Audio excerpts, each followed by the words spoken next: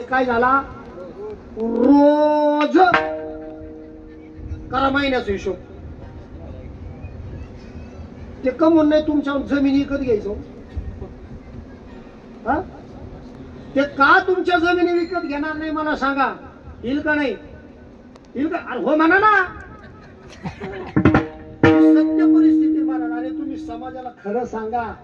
समाजाच्या समोर खरं बोला आणि लोकाला भूल थापाला त्या ठिकाणी मारा लोकाला येडं करून जमत नाही लोकाला येडं केलं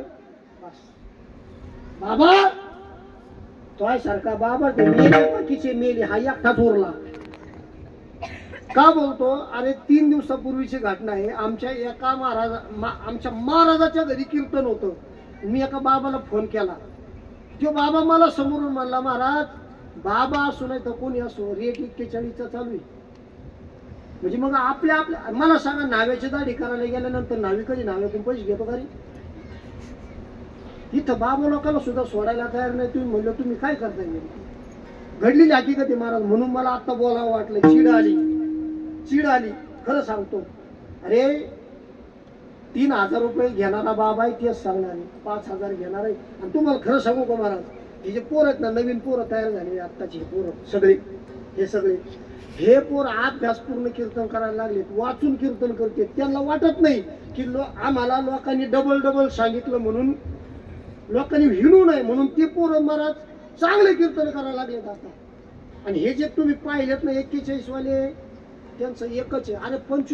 30 लाखाला महिन्याकाठी एक अभंग विकला होतो कोबराज या लोकांनी महिन्याकाठी विकला का नाही म्हणजे कधी बंद झालं पाहिजे कोणी बंद केलं पाहिजे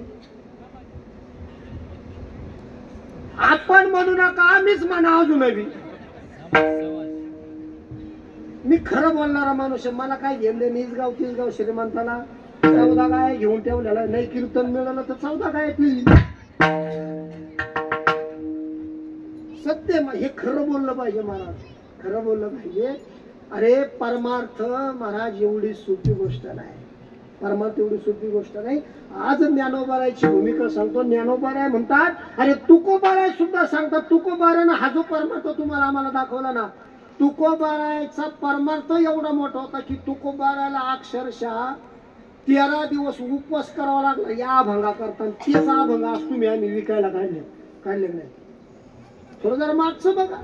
तुकोबारायची भूमिका तुकोबाराय म्हणतात मला दुःख संसार दिसलं पण कोणत्या शरीर